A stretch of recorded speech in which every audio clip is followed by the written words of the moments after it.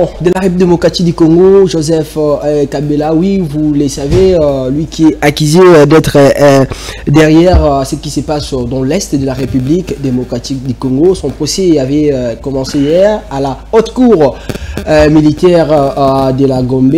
Kabila qu'on accuse de beaucoup de choses, même si ça fait débat aujourd'hui. On dit un ancien président, on ne peut pas le juger, surtout en son absence. C'est comme Kabila, lors de la levée de ses immunités, il n'était pas présent. C'est possible de juger un ancien président dans son absence, alors qu'à travers le monde, on voit souvent, quand on juge les anciens présidents, il y a toujours leur présence. Est-ce que la procédure dans ces procès de Joseph Kabila est-il normale? Une question qui mérite d'être posée. On en parle tout à l'heure dans cette émission, mais aussi on va revenir sur les procès de l'ancien ministre de la Justice, Constant Mutamba. On l'avait suivi durant ces deux audiences. Mutamba, lui qui ne cesse de nier, de refuser, qui n'a pas détourné les 19 millions qu'on acquise, parce que l'argent se trouve jusque-là sur les comptes bancaires. Mais pourquoi on continue d'enfoncer dans ce procès? Est-ce que c'est pas possible qu'on puisse retirer que l'argent au moment où il y a des preuves que l'argent n'est pas détourné comme le dit Mutamba? Pourquoi il faut continuer dans ces procès? Est-ce que ce procès est-il politique comme l'a dit l'un de ses avocats, voulait dire, ou bien c'est un procès normal comme tous les autres procès plutôt? Mais on va terminer aussi cette émission avec l'accord de paix signé entre la RDC et le Rwanda. Vous le savez, via les États-Unis d'Amérique, cet accord certainement qui va permettre que la paix puisse revenir dans la partie est de la République démocratique du Congo. Est-ce qu'un accord bénéfique pour le pays? Ce n'est pas un accord plutôt économique comme le pensent beaucoup de choses. Quelle est l'opinion, l'analyse de notre invité aujourd'hui dans cette interface, le dernier numéro de la semaine pour vous qui nous suivez de partout? Bonsoir à toutes et à tous et bienvenue. Pour répondre à toutes ces questions, ça fait un bout de temps où on ne tournait pas l'émission avec lui. Maître Cédric Ntumba, il est de retour sur ce plateau de SML pour analyser sur le plan du droit juridique et scientifique, mais aussi politique, toutes ces thématiques qu'on a à présenter ici. Bonsoir Maître Cédric et bienvenue.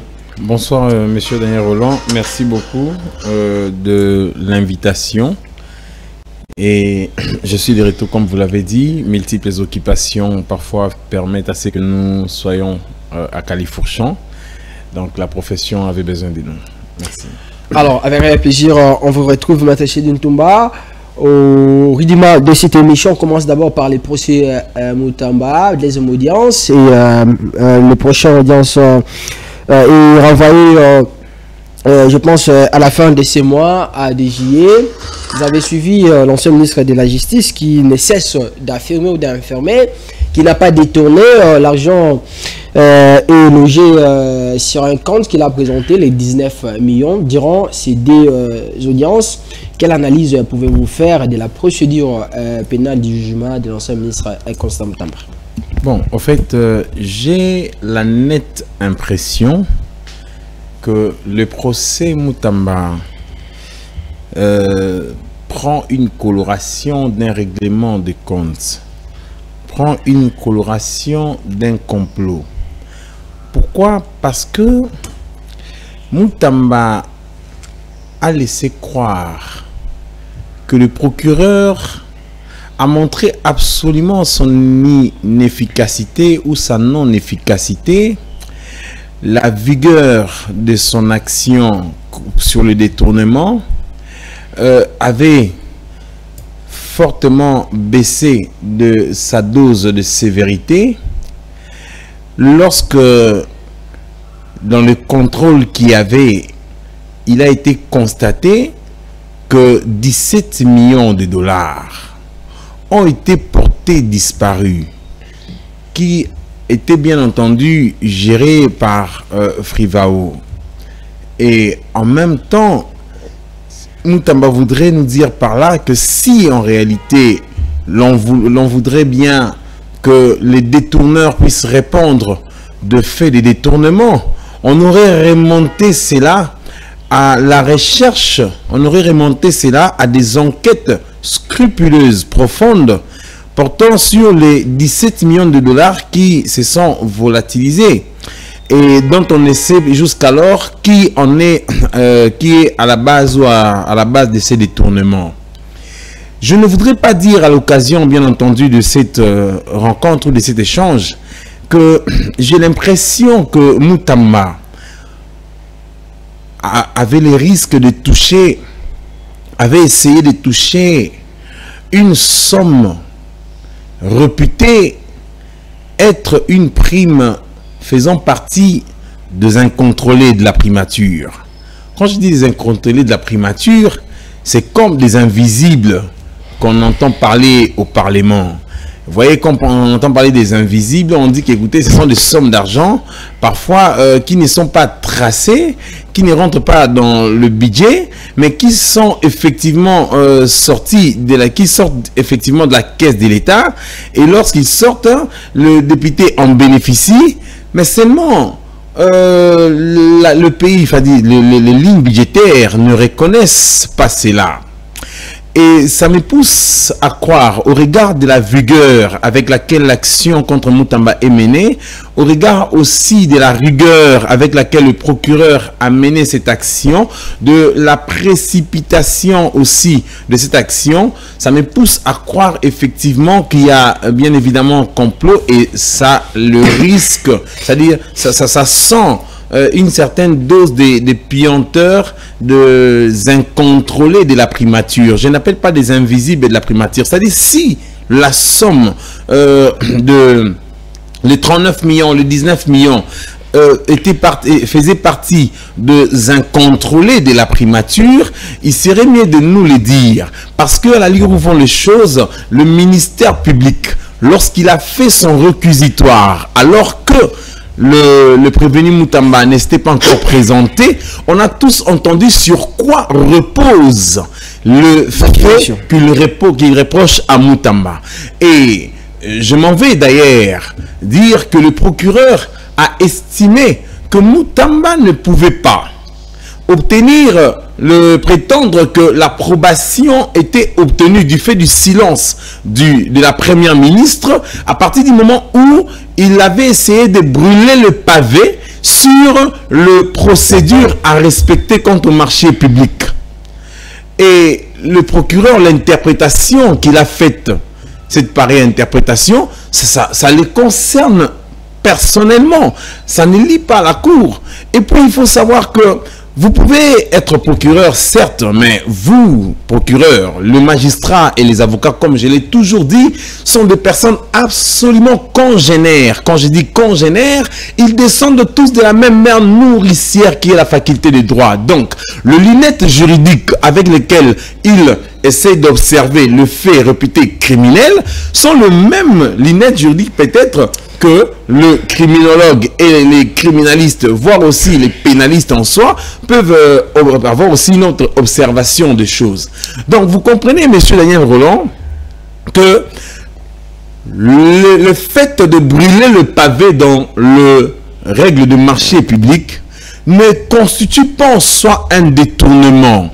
Et aussi, le procureur a dit que Moutamba n'avait pas acquis l'avis de non-objection. Ce qui fait en sorte qu'à partir du moment où Moutamba avait acquis l'autorisation de conclure un marché de gré à gré par le directeur général de la DGCMP, Moutamba pouvait bien entendu se faire que si il avait acquis l'avis de non-objection. Or, en réalité, la loi sur le marché public de 2010, du 27, je crois, avril 2010, et le décret portant procédure de marché public ne renseignent pas que le fait de brûler le pavé, de violer la procédure, de sauter des étapes dans le domaine des marchés publics constitue bel et bien le fait de détournement. Non, cette loi ne le dit pas. Cher Daniel Roland. Alors, maître, je vous relance par rapport aux exceptions soulevées là par le conseil de Moutamba, les avocats de la partie de la défense. Voilà, on dit que les avocats de Moutamba ont plaidé la nullité des procédures et soulevé plusieurs exceptions d'ordre public comme violation du vote à bulletin secret. Il évoque l'article 97 du règlement intérieur de l'Assemblée nationale et 21 de la Constitution affirmant que le vote sur les cas Moutamba n'a pas été secret. Deuxièmement, l'instruction préjuridictionnelle incomplète. Selon la défense, leur client n'a été auditionné qu'une seule fois avant de tomber malade et de réquiser le parquet général. Et en troisième lieu, la partie des avocats de Moutamba parle d'une citation irrégulière. Au greffier n'aurait pas été conforme au procédé. Vous pensez que ces exceptions soulevées par les avocats de Moutamba sont-elles logiques? Monsieur Léon Roland, la Cour de cassation, bien qu'étant compétente pour observer et dire le droit de sa manière qui lie le peuple congolais et les partis au procès, il faut que l'on sache qu'il y a ce qu'on appelle deux évidences. Et l'évidence, c'est tout ce qui ne peut se heurter contre une contestation sérieuse.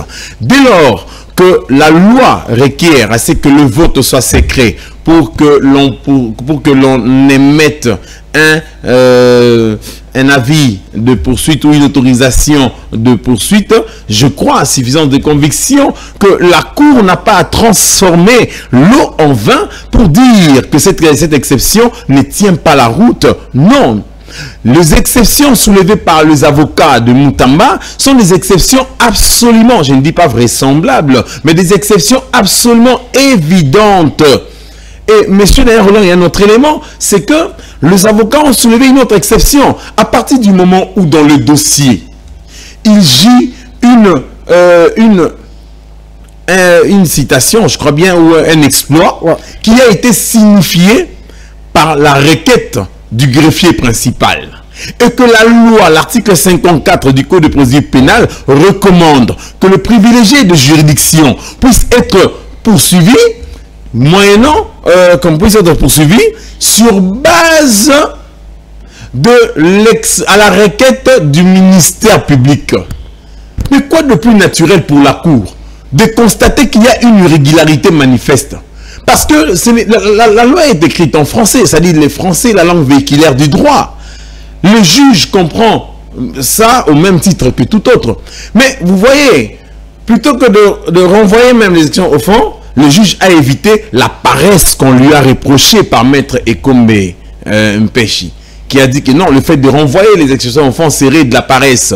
Et pour que la Cour puisse se démarquer de cette paresse, c'est que la Cour a fait, elle a pris en délibéré pour répondre. Mais seulement, il me semble, d'ailleurs c'est vrai, que la Cour a prononcé un arrêt en rejetant toutes les exceptions. Alors qu'en réalité, dès lors que le procureur fait un réquisitoire au fin d'obtenir l'autorisation de poursuite, la règle de poursuite dépend de quoi? C'est que le juge pénal doit contrôler la régularité de la procédure. Et la procédure là, elle n'est pas qu'une procédure, une procédure à laquelle est lié absolument le parquet. Non, c'est une procédure au dépend de laquelle, n'est-ce pas, peut venir n'importe quelle autorisation ou n'importe quel avis pouvant donner lieu à la répression de l'infraction. Donc, vous comprenez avec moi que le plus grand problème que nous avons dans notre État, c'est que le juge ignore son rôle. Nous sommes dans un État où le juge congolais, plutôt que de comprendre qu'il n'est pas en faute, lorsque les lois ont été mal rédigées, le juge congolais ne devient pas quelqu'un qui s'inscrit dans un système de rattrapage. C'est-à-dire que il corrige les erreurs du droit, il corrige les erreurs de loi. Non, ça ne se fait pas. Le juge n'est pas rédacteur de textes légaux. Le juge est un organe qui applique la loi. Ça veut dire, si la loi a été mal rédigée, si en réalité la loi a été mal rédigée et qu'elle peut donner lieu à des interprétations absolument incongrues, le juge n'a pas à corriger la loi. Il faut que le législateur puisse prendre un autre texte, M. Roland, rédiger notre texte, corrigeant ses propres erreurs. À partir du moment où la loi sur le marché public n'a pas qualifié la violation de ces règles de procédure prescrites à peine de nullité, de détournement, voudriez-vous dire qu'il y a détournement? En fait, en 1975, il y eut une jurisprudence prononcée par la Cour suprême de justice, publiée, bien entendu, bon, j'ai lu ça, publié dans les annales judiciaires, et puis ça se trouve d'ailleurs dans l'héritage, hein, l'héritage de la jurisprudence de la Cour suprême de justice, hein, héritage d'un demi-siècle. L'auteur de cet ouvrage, c'est bien évidemment Odon Sumbu.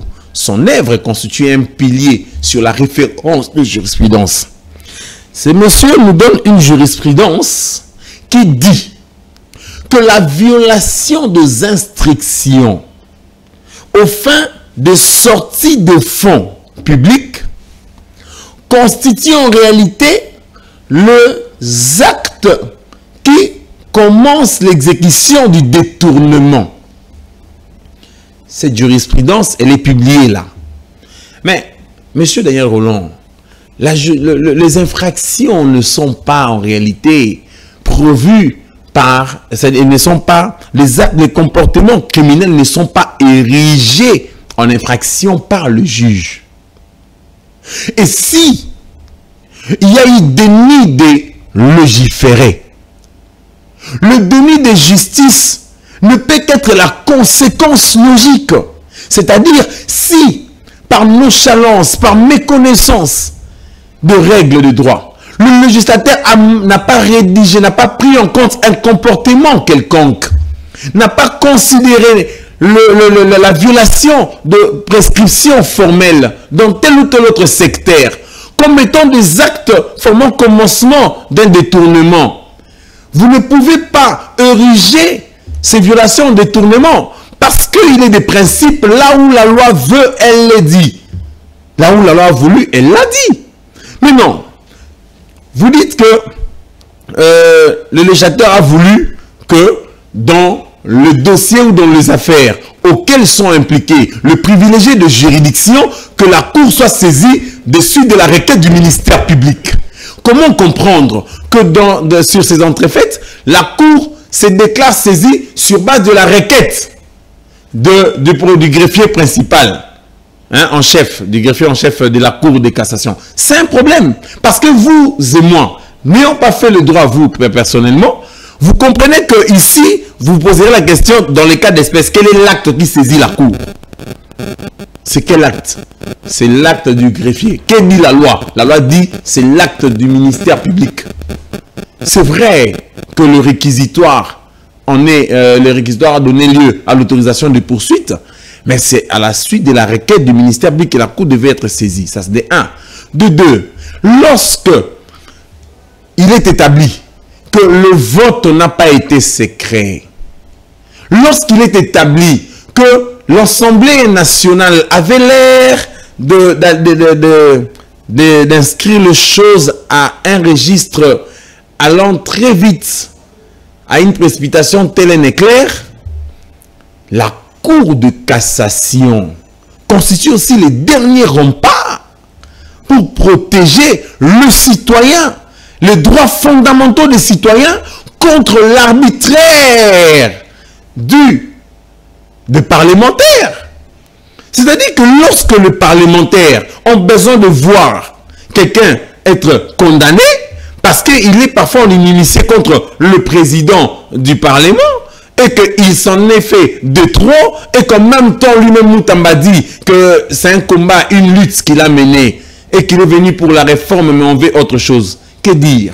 Et donc, vous voyez que lorsque le juge rejette de pareilles évidences pour les déclarer non fondées, c'est un problème. Le juge a essayé de transformer l'eau en vin. Et qu'est-ce qui manquerait à ces juges de transformer l'eau en vin en nous disant, monsieur Daniel Rolland, que la violation des règles de marché public commise par Moutamba constitue bien entendu la tentative ou la tentative de détournement. Alors que, en réalité, dans le cas d'espèce, il y a déni de légiférer.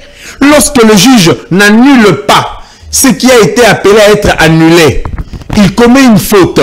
Mais lorsque le juge acquitte parce que la loi n'a pas dit mot, comment le juge peut-il, vous savez, en droit pénal, le professeur, je crois bien, il est dans la composition, le professeur Manas Nkosu, Raymond de Bouillon, quelque chose comme ça. Le professeur, il est juge à la Cour constitutionnelle, il est pénaliste. Il sait tout pertinemment bien que on ne peut jamais qualifier la violation de règles formelles, des règles de procédure, comme une tentative à un détournement, au risque de faire du détournement une infraction, M. Daniel Roland, d'omission. Pourquoi? Parce que le détournement est une infraction de commission, M. Daniel Roland, qui requiert un acte positif. Mais l'abstention de l'autorité administrative à ne pas respecter ou à ne pas faire ce que lui recommande la loi est un acte d'omission.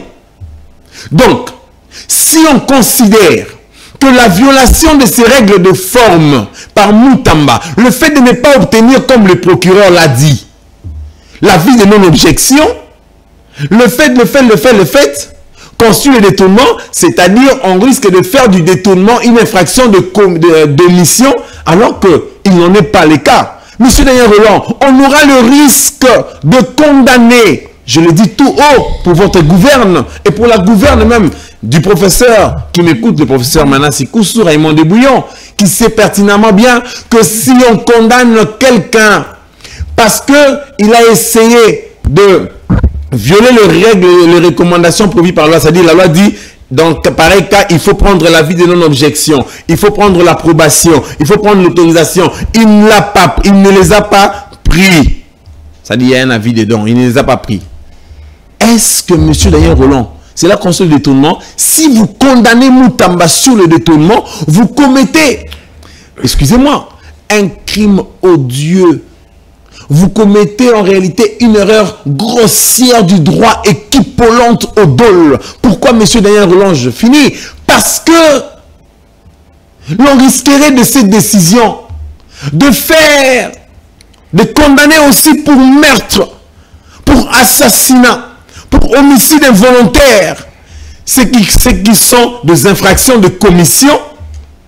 On risquerait de condamner quelqu'un pour ces infractions-là dès lors qu'il serait qu'on le trouverait avec une arme en main. Alors que M. Daniel Roland, étant donné qu'il est établi, qu'il est interdit légalement parlant à porter une arme sans autorisation, parce que la loi recommande que l'arme ne peut être portée qu'avec une autorisation bien précise, n'est-ce pas, du ministre de l'Intérieur ou bien du secrétaire général selon les cas. Dans le cas d'espèce, si vous condamnez Moutamba pour avoir violé les règles de procédure et avoir donné l'argent seconde la société, vous risquerez aussi de condamner pour mettre celui qui détient une arme sans les tirer. Pourquoi? Parce que le meurtre étant une infraction positive, il y a normalement, M. Daniel Roland, il n'y a pas une tentative de meurtre lorsqu'on détient une arme. Il n'y a pas meurtre lorsqu'on détient une arme. La condamnation de celui qui détient une arme, qui a violé la recommandation, il n'a pas l'autorisation recommandée par les textes réglementaires, M. Daniel Roland, la loi érige cela en infraction de port illégal d'armes. Ça veut dire, je finis, ça veut dire que celui qui détient une arme, on le poursuit pour port illégal d'armes et non pour meurtre, parce qu'on ne sait pas déterminer son, son intention réelle et effective, la volonté criminelle, n'est-ce pas? La volonté consciente, la connaissance criminelle. Est-ce que peut-on déterminer de la violation de la loi? Moutamba avait-il ou non la possibilité d'attribuer des marchés de gré à gré? Oui, il en avait la possibilité. Avait-il l'autorisation de se faire ou non? Oui, il en avait acquise, il en avait acquise, mais le procureur nous dit, il nous dit, entre guillemets, que le directeur de marché public aurait subi une pression de telle gravité qu'il ne pouvait pas se retenir et qu'il a accordé cette autorisation-là. Mais monsieur Daniel Roland, s'il vous plaît, à ceux qui nous suivent également, pour que, en droit, celui qui donne une autorisation pour régulariser ou bien pour accorder le go, le droit de poser l'acte, lequel acte n'est pas régulier, celui-là, monsieur Daniel Roland, doit être reproché. C'est-à-dire que pour que l'on ne prenne pas en compte l'autorisation acquise par Moutamba, du directeur général des marchés publics, il faut et il suffit, monsieur Daniel Roland, que l'autorisation ait été retirée par le directeur général de la DGCMP, que l'autorisation ait été, n'est-ce pas, annulée ou ait été attaquée en faux par le directeur général, auquel cas on peut le disculper du dossier et pour prétendre qu'il avait subi une pression. Et la pression dont on parle n'est que dans l'imaginaire du procureur. Et j'ai conclu pour dire, en ces termes, monsieur Daniel Roland, lorsque le procureur n'oserait pas, ni les juges, de qualifier ces faits des tentatives, parce que dans la tentative, la violation de règles recommandées, l'obligation de faire, l'obligation de respecter la procédure prévue par la loi, M. Daniel Roland, la loi dit il fallait donner 30%, vous avez donné au-delà des 30%. C'est une omission. Et cela ne constitue pas une tentative, parce que la tentative requiert des actes d'exécution. Ça constitue, la violation des règles constitue les actes préparatoires qui ne peuvent être condamnés que si et seulement si ils sont punis par eux-mêmes, directement par la loi. Donc, vous comprenez avec moi, M. Daniel Roland, que l'on aura le risque dans ces procès de voir le juge transformer l'eau en vin en condamnant pour détournement, mais que le juge sache, même le pénaliste le savent, qu'il y aurait risque dans la science, n'est-ce pas, juridique, de créer un monstre de droit qui érige en infraction ce qui n'est l'est.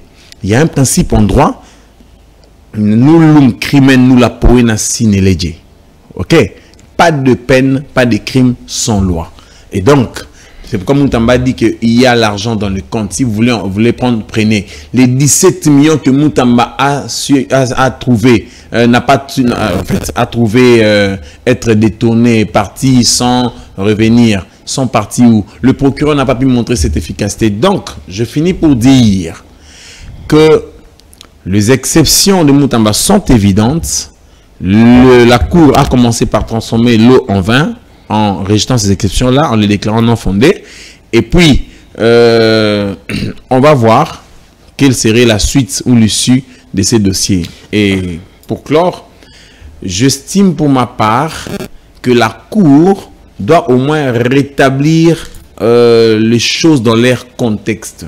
Vous voyez, je sais que le procureur, quand il donne son réquisitoire, il est trop émotif. Ça, c'est évident. Parce qu'il requiert. Il est là pour requérir. Mais, le plus grand problème, c'est que le droit, ce n'est pas dans le sentiment. Il faut que le juge soit à même de voir à quel niveau se trouve. Parce que, enfin, François Martineau disait en son temps que si on dispute sur le nombre d'oranges qu'il y a dans un panier, il suffit de compter les oranges, notre problème serait résolu. Donc, pour dire que même en matière pénale, quand on vous apporte un dossier, vous devez voir les subtilités pour les qualifier. Alors, Maître Cédric, on va prendre en deuxième lieu les dossiers, les procès Kabila, ancien président de la République démocratique du Congo. C'est pour la première fois qu'un ancien président congolais soit jugé. Joseph Kabila, lui, les procès qui a commencé ce vendredi à la haute cour militaire. Joseph Kabila est accusé... Joseph Kabila est accusé par le ministère public pour son implication présumée dans un mouvement insurrectionnel pour crimes contre la paix et la sécurité de l'humanité, ainsi que pour des faits de trahison, homicide par armée, a fait apologie, viol, torture, déportation, occupation militaire de la ville de Goma. Vous avez suivi les débuts, les rudiments de ces procès. Votre réaction à chaud par rapport au procès Kabila? Exactement. En fait, il y a le problème, c'est que le procès Kabila, parfois, M. Daniel Roland, il faut avouer une chose. Hein. Parfois, le droit pénal, avec sa rigueur, dans la répression et dans la volonté de condamner les délinquants, c'est un droit presque robotique. Droit robotique. Exactement. Mais il faut savoir que le salut du peuple, salus populi suprema lex, le salut du peuple, n'est-ce pas, c'est la loi est au-dessus de la loi. Et donc, il est tout à fait normal que nous recherchions à condamner, à poursuivre Kabila et autres. Mais au moment à partir duquel le président de la République considère que M. Joseph Kabila Kabange, sénateur à vie, est l'auteur intellectuel de crimes commis à l'est de notre pays, et précisément, et que c'est lui qui alimente les AFC et le M23, faire un procès contre lui en ces moments serait, et faire un procès contre lui en ces moments où il y a des négociations de Doha qui impliquent la RDC, le M23 et les AFC. Il y a l'accord qui résulte bien entendu de cette rencontre entre Rwanda, RDC et États-Unis. Je considère pour ma part que c'est jeter de l'huile sur le feu. C'est absolument jeter de l'huile sur le feu. Et il y aura risque que les pires, n'est-ce pas, les choses aillent encore de mal en pis. Parce que l'on ne peut pas vouloir une chose et son contraire à la fois. Et il y aura aussi risque de faire un procès absolument inopportun. Pourquoi inopportun, monsieur Daniel Rolland? Parce que vous avez Kabila, contre qui l'on pointe du doigt, qu'il est auteur, qu'il alimente le M23, auteur intellectuel. En même temps, vous avez les négociations qui se passent. Que ce soit à Doha, que ce soit à Washington. Mais vous oubliez que si les négociations ont lieu, à l'issue de ces négociations, il y aura la question relative à la responsabilité. Responsabilité des crimes commis, responsabilité sur la réparation de dommages causés aux victimes. Parce qu'il faut avouer qu'il y a une certaine escalade de violence à l'est de notre pays. Mais en même temps, M. Daniel Rolland, vous remarquerez que accepter le procès en ce moment, on peut se poser la question, qu'adviendrait-il si le juge prononce son verdict et que de l'autre côté, à l'issue des négociations qu'il y a, résulte une entente d'accorder de l'amnistie en faveur de ceux qui ont commis ces exactions à l'est de notre pays. D'accorder de l'amnistie précisément pour Joseph Kabila Kabange. Qu'adviendrait-il? C'est-à-dire, l'amnistie efface non seulement, n'est-ce pas, les caractères infractionnels de l'acte, ça pourrait aussi avoir comme impact la réhabilitation de Joseph Kabila. La réhabilitation, parce que le jugement, là, quand ça sera prononcé, l'arrêt quand ça sera prononcé, vous devez savoir qu'il y aurait en même temps, M. Daniel Rolland, destitution de Kabila comme sénateur à vie, ainsi de suite. Oui, mais quand il y a des négociations, il y a une loi d'amnistie, il y aura risque qu'il soit réhabilité. Ce serait de la peine perdue. Ça aurait été mieux de voir la manière dont les négociations sont en train de se diriger, d'en attendre l'issue et de voir aussi le résultat de deux accords.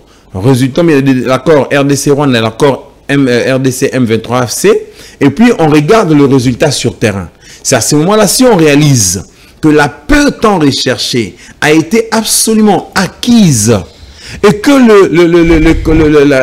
la réparation de victimes par le mécanisme de justice transitionnelle a été aussi faite comme il se doit, il n'y a pas de problème. Alors, le procès n'aura pas lieu. Ces droits robotiques, ces droits robotiques qui cherchent à tout prix qu'il y ait condamnation, répression, ce serait de la peine perdue. On dit toujours que la justice est indépendante. Ça veut dire que la justice ne doit pas dépendre de ce qui se passe sur le plan politique. On ne peut pas quand même demander à la justice de garder silence jusqu'à attendre qu'on puisse avoir des résolutions par-ci, par-là. Exactement, M. Daniel Rolland. La justice, elle est indépendante, mais il faut savoir que lorsque la politique entre en jeu, parfois le droit fuit par la fenêtre, sort par la fenêtre. Donc, comme pour dire que dans des négociations, n'est-ce pas, qui vont au-delà des organes tels que pouvoir judiciaire et autres, il faut en tout cas avoir les yeux d'argu sur la manière dont les négociations doivent être faites, parce que vous risquerez, je vous ai dit, vous savez qu'organiser un procès, c'est aussi dispendieux pour l'État congolais, M. Roland. Ça occasionne aussi une dépense. Pas plus que... Pas plus loin. On disait, il vous souviendra. On disait ici que Moutamba avait demandé... Mais bien entendu, c'est ce que je voulais même dire. Beaucoup de moyens 450 000 $. Pour organiser ce procès. L'organisation des procès de... Comment il s'appelle? De Nanga. Ça avait pris 450 000 $. Alors que le pays a d'autres priorités. Si on considère les 450 000 $, et si le processus de négociation aboutissait à une loi d'amnistie et autres, parce qu'on est vraiment en pleine négociation, qu'adviendrait-il? Ça voudrait dire que si la loi d'amnistie exempte le parti de responsabilité pénale et réhabilite les gens, d'une part, ça voudrait dire que le procès organisé, ce serait de la peine perdue et la RDC aurait considéré exactement un manque, ce serait une perte subie. Pourquoi? Parce que 450 000 $ sont partis en vain. Donc, vous auriez compris que parfois, il faut avoir une vue économique parce que nous sommes dans un État presque en développement. Et en tant qu'État en développement, il ne faut pas faire des dépenses, c'est comme faire des dépenses dispendieuses qui peuvent vous coûter cher le lendemain. Vous voyez, monsieur Néroland. Et cette responsabilité de rappeler ce genre de choses au juridisme, ou bien aux gens qui dirigent la justice congolaise, ça doit venir quand même des politiques, les gens qui dirigent les pays, pour leur dire, voilà la réalité par rapport à ce que nous faisons. Ce n'est pas une priorité pour le moment d'organiser un tel procès, parce qu'on ne sait pas ce que les conclusions des dialogues ou bien des différentes négociations peuvent nous réserver. Bon, au fait, ce que j'estime pour ma part, par rapport à tout ce que vous venez de dire, le président n'est pas partout. Il n'est pas omniprésent. Le président de la République, il est président, et donc la justice a aussi ses propres organes et des autorités qui, n'est-ce pas, animent ces organes. Il appartient aux autorités, M. Daniel Rolland, d'analyser l'opportunité de poursuite. L'opportunité de poursuite, M. Daniel Rolland, est un critère de sagesse, parce que le législateur n'a pas besoin d'avoir un droit pénal robotique. Un droit pénal qui, même pour le pain qu'un monsieur a volé, il faut le condamner à 5 ans d'emprisonnement. Non, le droit pénal veut parfois que celui qui poursuit essaye de voir l'opportunité de poursuite. Essaye de voir si la poursuite est impérativement, n'est-ce pas, voulue par les impératifs, bien entendu, de la sécurité publique. Donc, M. Daniel Rolland, j'estime pour ma part que le moment est mal choisi. C'est vrai que je compatis à tout ce qui s'est fait à l'Est, mais le moment est mal choisi. Il fallait normalement il fallait attendre, n'est-ce pas, nos histoires ici, la fin des négociations, et essayer de voir le résultat plutôt que de mettre de l'huile sur le feu. Vous voyez, pendant que, vous savez, M. Néroland, je voulais dire quelque chose là. On dit, lorsque le lion se bat, ce sont les herbes qui en pâtissent. Les herbes, c'est la population. Exactement. En même temps, il faut faire preuve de temps de sagesse. Vous savez, faut pas faire preuve de la théorie de Debouc. Les Debouc, M. Daniel Rolland, c'est comme Joseph Kabila et Tshisekedi. Le Debouc venait sur le pont dans des chemins un peu, vous voyez, l'autre vient dans un sens, l'un vient dans un autre. Là, vous êtes mis dans la peau d'un poète. Alors, lorsque les deux boucs viennent, au lieu de se laisser le chemin pour passer parce que les ponts étaient aussi grands, les deux boucs se sont mis à se donner la tête. Ils reculent en même temps. Vous savez comment les boucs se battent. Ils reculent en même temps. Ils viennent pour se donner la tête de sorte que à celui à qui ça fera, c'est lui qui va éprouver tant de douleur, il va nécessairement tomber et l'un va passer. Mais ils ignorent qu'ils se battent sur le pont. Alors quand ils reculent, quand ils se donnent, ils s'affrontent par la tête, c'est le pont qui bouge. Et puis après tout, aucun d'eux ne meurt, mais les ponts tombent. Alors quand les ponts tombent, ça veut dire qu'ils ont le deux manqué le résultat recherché. Aucun des deux n'arrive maintenant à destination. Vous voyez mes jeunes, ça voudrait dire qu'il faut faire preuve de tant de sagesse lorsqu'on veut poursuivre, lorsqu'on entre en négociation entre les deux parties, entre guillemets, la force vive de la nation et la partie rebelle. Parce que l'important est que Fachi termine ses mandats. Mais il faut aussi dire une chose. Depuis que Fachi a commencé son mandat, j'avoue, monsieur Roland, qu'il traverse des moments très difficiles, je vous dis, où son mandat est mis en péril parce qu'il s'est dit, il faut toucher où? C'est comme un père qui est dans une maison, il ne sait pas à quoi toucher en même temps. Puisque d'un côté, vous avez la guerre à l'Est qui doit consommer de l'argent de l'autre côté. Et puis lui-même, en même temps, il est tenté par des coups d'État et autres. Vous voyez, tout ça, ça passe sur une même personne. Et au cours de 2 mandats, les premiers mandats avaient connu plusieurs, n'est-ce pas, dérives. Et le deuxième mandat ne cesse de les connaître. Je ne sais pas pourquoi, mais néanmoins, ça aurait été mieux qu'il termine son mandat en paix, et puis le reste, on pourra tourner la page. Alors, et les négociations, la répression de, entre guillemets, de Kabila, des infractions commises, prétendument commises par Kabila, est une répression qui se veut absolument robotique.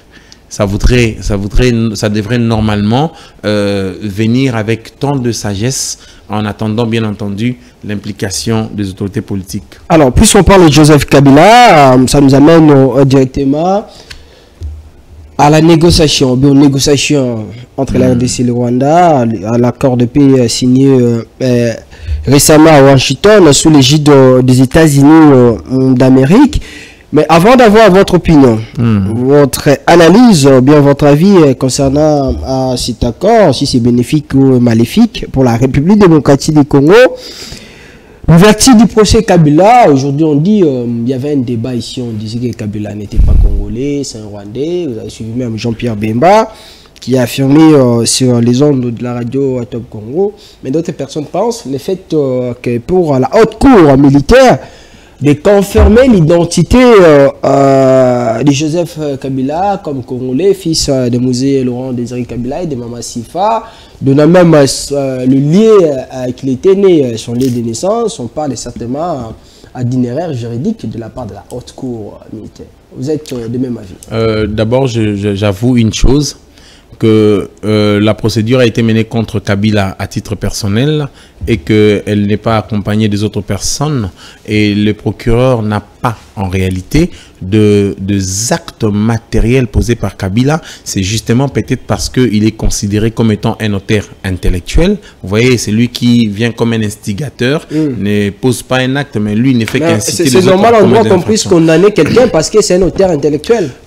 En fait, en réalité, c'est pourquoi dans les procès Cameroun, on parlait d'un détournement intellectuel. Non, non, pas nécessairement. En fait, en réalité, l'auteur intellectuel, M. Daniel Roland, pour le condamner, il y a 2 critères. Les premiers, c'est que il faut prouver les actes matériels posés par l'auteur matériel. Parce qu'il y a un auteur matériel et un auteur intellectuel. Si on considère Kabila comme auteur intellectuel, parce qu'il faut qu'il y ait 2 personnes, en fait, sur qui Kabila est en train d'instiguer à commettre ces faits-là.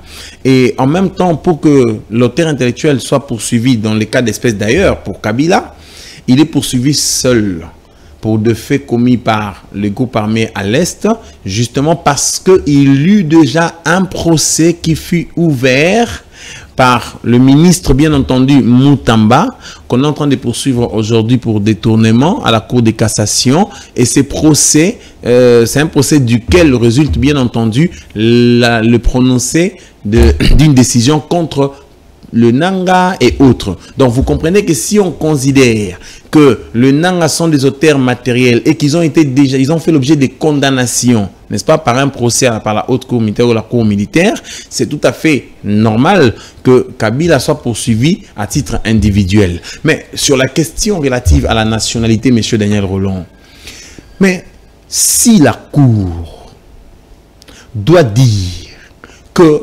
Kabila n'est pas congolais, en réalité, elle doit en fournir de preuves.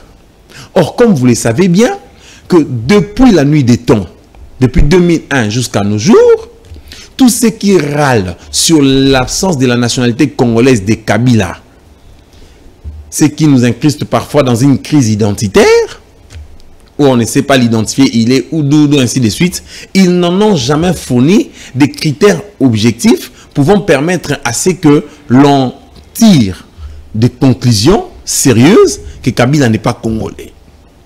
Et donc, il y a aussi ce qu'on appelle la présomption.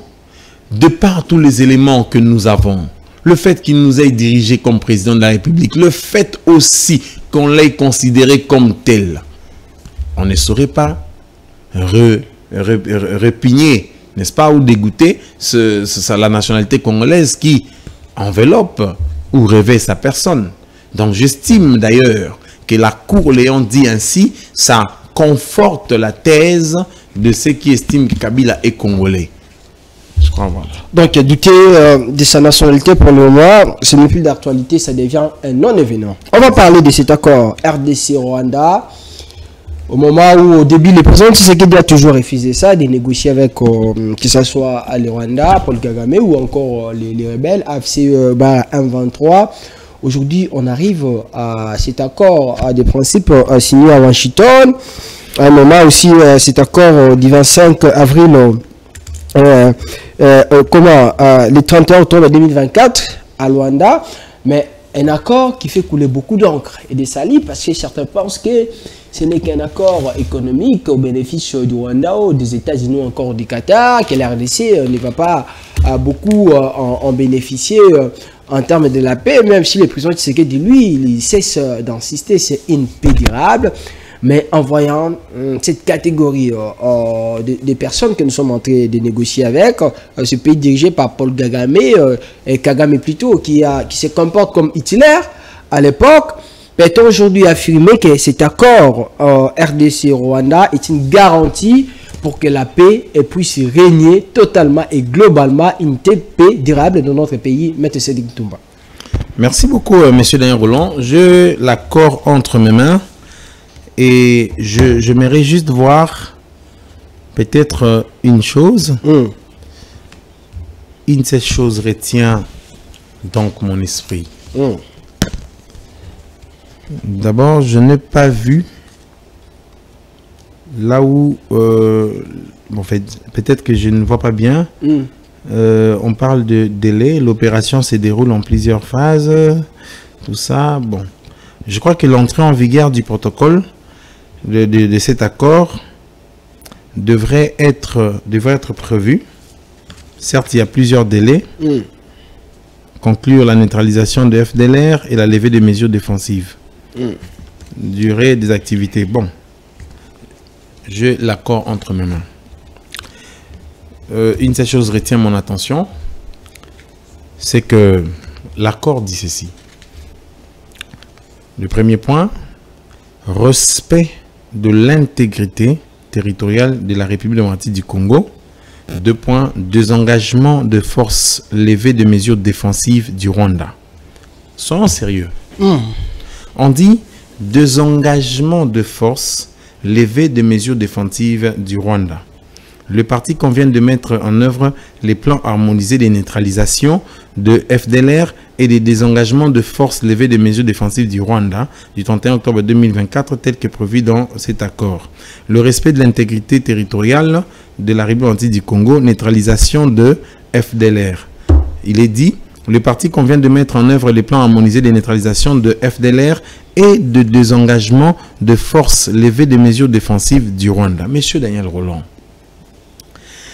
l'accord dont voici les termes, dont je viens de citer les termes de son contenu, qui a retenu mon attention, c'est que cet accord dit, bien entendu, qu'il fait la promotion de l'intégrité territoriale de la RDC, mais il dit désengagement. Pendant qu'on veut faire la promotion de l'intégrité territoriale de la RDC, on promet en même temps le désengagement de forces élevées de mesures défensives du Rwanda. Lorsqu'on parle de levée de mesures défensives du Rwanda, dans les cas d'espèce, d'abord, cette partie place le Rwanda dans un contexte où toutes les attaques qu'il a faites contre la RDC à l'est de notre pays ont été faites en fonction de la légitime défense. Cet accord estime, le président de la République, un homme qui parle très bien le français, je crois que même quand il est écrit, il comprend aussi. On dit bien, lever de mesures défensives du Rwanda, ça veut dire que les exactions que commettait le Rwanda étaient basées sur une mesure défensive, une mesure défensive. Donc, le Rwanda se place dans un contexte de légitime défense. Cet accord sacralise les exactions, les escalades de violence commises par Rwanda à l'est de notre pays. Parce que cet accord donne au Rwanda le pouvoir de se prévaloir au fait de la légitime défense. Parce que la RDC ne considérait pas que ce que Rwanda fait était justement de la légitime défense. Impossible. La RDC considérait bien entendu que le fait que le Rwanda est à la base, bien entendu, de tous ces mouvements contre la RDC. Et comment comprendre? Je relève seulement deux éléments. Comment comprendre que pendant que cet accord promet l'intégrité territoriale de la RDC et souhaite en même temps la levée de mesures défensives du Rwanda, cet accord vient prévoir qu'on va dresser un plan harmonisé de neutralisation de FDLR et le désengagement de forces levées de mesures défensives du Rwanda. Le FDLR est un mouvement qui appartient à qui? Le FDLR est un mouvement, n'est-ce pas, qui sème les troubles des exactions de violence à l'est de notre pays appartenant au Rwanda. C'est le Rwanda qui alimente le FDLR. C'est le même Rwanda qui demande la destruction des FDLR parce que c'est le Rwanda, les FDLR sont dangereux pour le gouvernement rwandais. Il faut une certaine bonne foi. La RDC est de bonne foi. Lorsqu'elle vient conclure cet accord en disant en son sein que non, écoutez, pour la paix, je conclus. Mais est-ce qu'au prix de la paix, nous devrions accepter de colorer, de donner, n'est-ce pas, de donner un peu d'accorder du crédit à tout ce que Rwanda a pu faire à l'est de notre pays en donnant une certaine coloration de ces attaques, en dispensant Rwanda? Parce qu'en réalité, à compter de cet accord, même si l'on part aux Nations Unies, au Conseil de sécurité, il est absolument normal que le Rwanda brandisse l'accord pour dire que cet accord signé entre Rwanda, RDC et États-Unis en appui, c'est un accord qui a légitimé les actes posés par Rwanda à l'est de notre pays et que la RDC ne saurait en un seul instant estimer que le Rwanda attaque injustement la RDC et que les attaques-là sont originaires, n'est-ce pas, aux actes de Rwanda. Non. cette attaque, monsieur Daniel Roland, je finis, cet accord permet au Rwanda de dire que la RDC a accepté dessus de cet accord qu'il y a une légitime défense. Tous les actes que nous avons fait à l'est de notre pays, à l'est de la RDC, ça constitue de la légitime défense. Et pour clore, ça aurait été mieux par cet accord que Madame Kaikwamba, je crois bien, Kaikwamba Wagner, puisse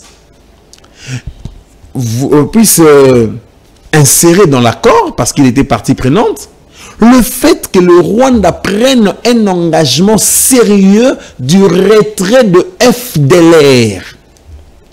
Parce que le FDLR est un mouvement alimenté par le Rwanda.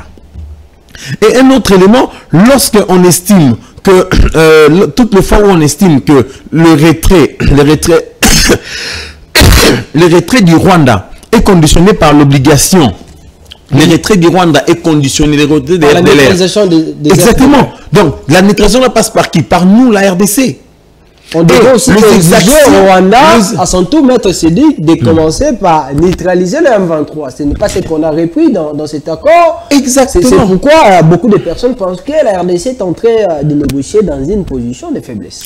La formulation, M. Daniel Roland, la formulation qui est prévue dans cet accord, dans le sens de vouloir que l'accord, comme il est écrit, que le FDLR doit être neutralisé, tout ça par un plan harmonisé, je ne peux pas comprendre que c'est lui à qui j'ai donné vie pour que je mette fin à celui-là. Il faut maintenant qu'il y ait un plan harmonisé et que c'est la RDC qui doit mettre fin à cela. Non, ça ne se fait pas comprendre.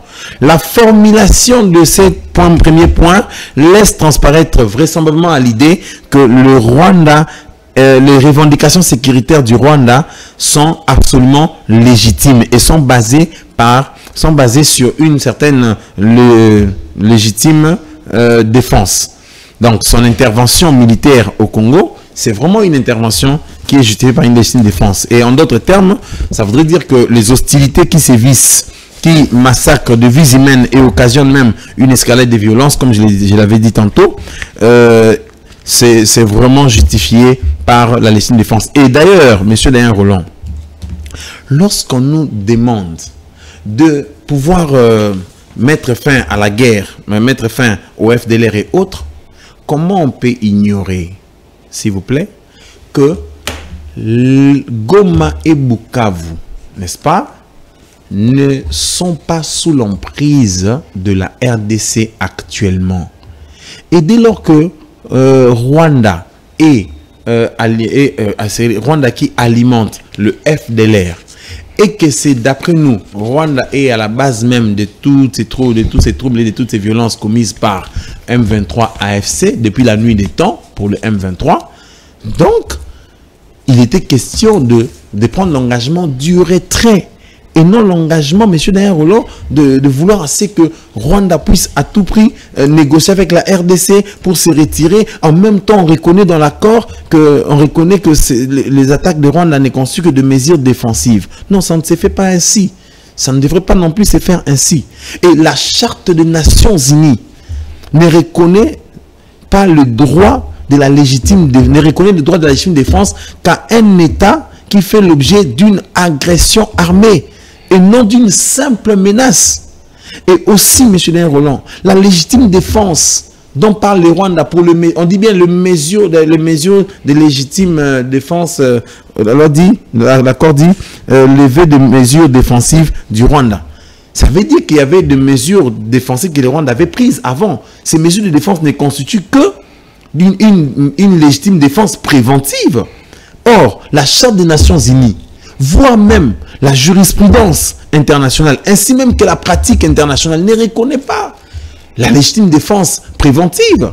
C'est vrai que c'est vraiment un terme qui est né ou dont on parle à tout moment, mais en réalité, c'est la légitime défense qu'on reconnaît comme le droit qui est reconnu à un État qui est victime d'une agression d'un autre. Voyez-vous, M. Daniel Roland. Et Donald Trump a dit un mot à la fin. Il a dit, j'ai écrit ça même, c'est en anglais, hein? Ouais. Donald Trump a dit, we are getting, attendez, je vais lire, J'ai même écrit ça quelque part. Donald Trump dit, je crois que ça doit être quelque part. Il dit, we are getting a lot of minerals to the DRC. Donc, ça veut, il voulait dire en conclusion que nous avons obtenu ou nous obtiendrons, les États-Unis obtiendront beaucoup de minéraux, n'est-ce pas, et beaucoup d'intérêts résultant de la gestion de parcs. Voyez-vous, monsieur Daniel Rolland, mais la seule question que je me suis posée lorsque j'ai lu cet accord, c'est que je me suis dit, Donald Trump, la RDC a de minéraux. La RDC peut facilement concéder, n'est-ce pas, ces minéraux, même céder ces minéraux aux États-Unis. Mais les États-Unis, comment va-t-il nous promettre la paix tant attendue pour l'Est du pays? Ce qui sera bien entendu un résultat positif pour le mandat du président de la République Tshisekedi Tshilombo. Comment? Mais les États-Unis, lorsqu'ils concluent cet accord, lorsqu'ils signent cet accord entre parties, il ne s'oblige pas lui-même en tant qu'intermédiaire. Il va faire dépendre dans cet accord, le résultat de cet accord, aux négociations des Doha. Ça veut dire que ce que l'on attend gagner, par cet accord, M. Daniel Rolland, dépend des négociations des Doha. Donc, en réalité, il faut que la RDC conclue à Doha un autre accord pour que nous puissions espérer à une paix durable. Et puis, il n'y a aucune... Ce n'est pas des forces. Ce n'est pas au fait des grés des États-Unis qu'il y aura directement la paix. Parce que par cet accord, les États-Unis aussi s'obligent à respecter et à attendre même les résultats des accords de Doha. Alors, maître, vous avez... Et pour conclure... L'article 217, l'accord ici n'est pas encore en vigueur. Parce que l'article 214 de la Constitution de la République dit très bien ce qui suit. J'ai dit pour votre gouverne. Ouais. Article 214. Le traité de paix. Ça, c'est un traité de paix. N'est-ce pas? Le traité de paix. Parce que c'est un traité, pourquoi? Parce que ça engage les États, la RDC et le Rwanda. C'est pourquoi l'accord est qualifié de traité. Le traité de paix ne peuvent, je saute les autres parties, voilà. Je concerne. Le traité de paix, le traité de commerce ne peuvent être ratifiés ou approuvés qu'en vertu d'une loi. Ça veut dire, l'accord est conclu, mais pour que ça entre en vigueur en RDC, il faut aller présenter cet accord au palais du peuple pour sa ratification. Ou pour son approbation. C'est-à-dire la ratification. L'approbation, c'est-à-dire on a conclu, on a tout fait. Il faut maintenant que le Parlement puisse approuver. Donc, l'accord ici, indépendamment même de Doha, cet accord n'est pas encore entré en vigueur parce que il attend encore l'approbation de qui? Du Parlement. Donc, vous comprenez que c'est déjà un problème parce que jusqu'à présent, depuis qu'on a conclu l'accord, jusqu'alors, les députés et les parlementaires, en bref, n'y sont pas encore intervenus pour y statuer. Parce que la Constitution recommande que les traités de paix puissent être, n'est-ce pas, puissent être conclus, excusez-moi, que les traités de paix ne puissent être ratifiés ou approuvés qu'en vertu de la loi. Donc, je crois avoir fini par là. Et pour dire le dernier mot, c'est que la meilleure solution à faire, d'après moi, c'est que il faut que la RDC puisse s'intégrer dans une approche comme on l'a fait, de paix et de négociations. C'est déjà bon, parce que les priorités doivent être accordées sur la mise en œuvre d'une stratégie globale qui s'attaque à la belligérance et au désarmement de tous les groupes armés. Mais je vois le Rwanda être absolument... Monsieur, ça c'est une vérité que je vous dis. Je vois Rwanda être un cas très mitigé. La RDC, elle est très honnête, elle est de bonne foi, mais Rwanda est de mauvaise foi. Parce qu'il en tire de ressources minérales. Et puis, il faut une justice de responsabilisation. Quand on crée un accord avec Rwanda, il faut en même temps qu'il y ait d'un côté les mécanismes de justice et de responsabilisation. Les actions diplomatiques que les présidents ont menées sont aussi suffisantes et économiques et tenir compte du rôle, n'est-ce pas, du Rwanda dans les contextes de groupes armés. C'est pourquoi le mal, c'est que comment comprendre qu'on requiert assez que Rwanda, puis que la RDC puisse mettre fin au FDLR, faire neutraliser le FDLR, alors que le FDLR, c'est un mouvement appartenant au Rwanda. Ça, c'est un problème. Vous voyez, c'est vouloir une chose et son contraire. Bref, on ne va pas prendre votre temps en otage. Je crois qu'il faut un engagement sérieux, soutenu bien entendu au-delà des États-Unis, pris d'abord par les partis, parce que les États-Unis peuvent vous soutenir, mais si le parti contractante sont tout à fait de mauvaise foi, vous ne trouverez jamais la solution.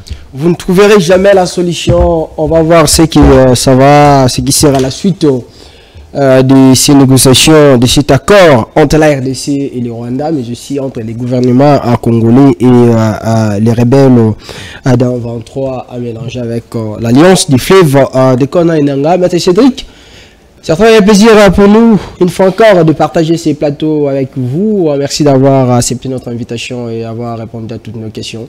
Je rappelle que vous êtes doctorant à l'Université de Kinshasa, mais aussi secrétaire général des consommateurs à l'ESAI. Merci beaucoup, M. Roland. Merci à tous ceux qui nous ont suivis, qui ont placé leur attention particulière à la présente émission. Ça sera un plaisir de vous revoir pour tout le monde, parce qu'à un moment, on m'a posé des questions, mais où est-il passé, passé Bon, il était là, Maître Cédric Ntumba. À toutes et à tous, merci de nous avoir suivis. On va se retrouver le lundi prochain pour un autre numéro de cette émission. Que vive la République, vive la RDC. Restez-nous toujours fidèles. Thank you very much.